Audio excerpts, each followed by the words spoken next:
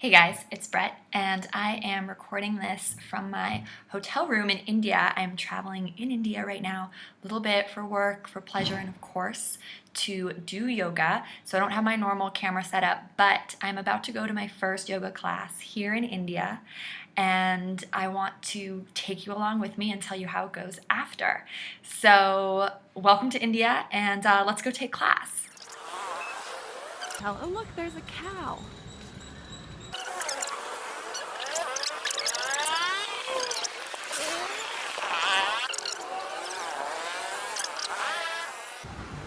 And I'm gonna go in. I have no idea what to expect. I don't know if they're gonna teach in English. I think they're going to, but I will find out and I will report back. Okay, so I'm back from class. I showered. I tried to put makeup on, but I didn't bring very much makeup, and the makeup I did bring is like completely melted. It's just like not used to being in India and was basically dissolving in my palms. But I am here and I want to report back on the class I just took, and basically I just kind of got my butt kicked. It was a really hard class. To give a little background, I went to a yoga studio here in India that is the kind of studio that actual Indian people go to. So I'm not here at like an ashram or doing some kind of program that's for Americans. I literally just went to a yoga studio like normal Indian people do. So that's kind of cool. And I went to an intermediate, what was called a core hatha class, and it was so hard. It was so hard. The teachers spoke English, so everything was taught in English. There's a lot of English here in India. Pretty much everyone speaks English, which is kind of cool. And basically, she was very into rules. So it was a really interesting difference to see kind of her teaching style is very different from my teaching style. But the biggest thing was that, there was just really no coddling of people. The class was just really hard. She had us holding all the poses for 10 breaths, and she counted to 10 so slowly. You thought you were going to die. Holding plank, holding a lot of other hard poses.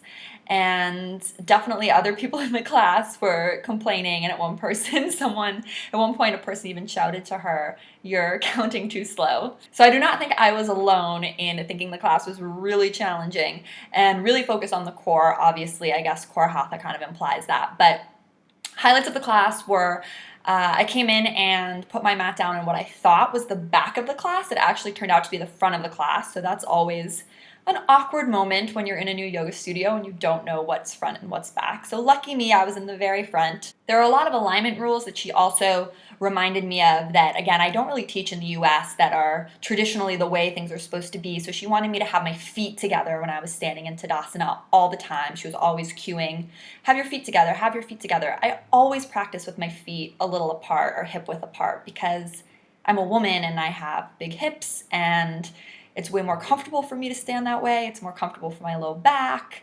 It feels better in my forward fold. So I always cue people to stand with their feet hip width apart because it's way harder to stand with your feet together, and I don't think it really benefits your practice in any way except make it harder and maybe more uncomfortable on your back.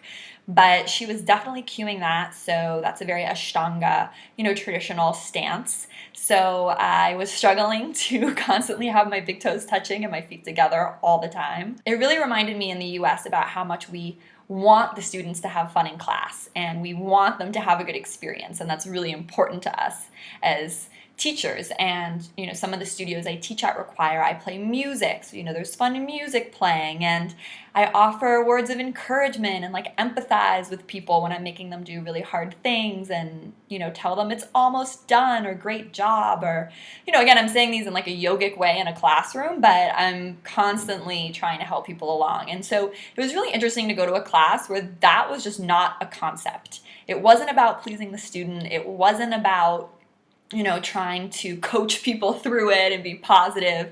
It was really just, we're doing this for 10 breaths. I'm counting it, and stick it out. And if you don't, I might yell at you. The class felt like torture. It felt like torture, and I'm someone who loves yoga.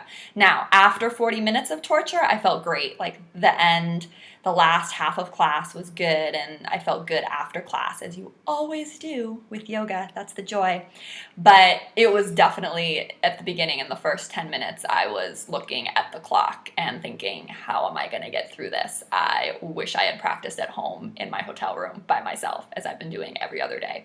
Hello, okay, live update. I went to another yoga class at the same studio, different style, went to power yoga at the most advanced level actually that they had on the schedule, and had a different teacher from the first time, and I'm happy to report that I actually had a great experience, and I'm so glad I went back and didn't let class number 1, where I got admonished twice in public and yelled at, keep me from returning, because this class was, still very not like an American class. There was no music, no coddling, no encouragement, but the teacher was really great. I had a guy teacher this time, and he really interacted with the class, and we were a smaller class, so he was also going around and kind of giving pointers to each people, but in a friendly way. He was smiling, and it was really hard. He still was cueing, feet together in some of the more traditional Ashtanga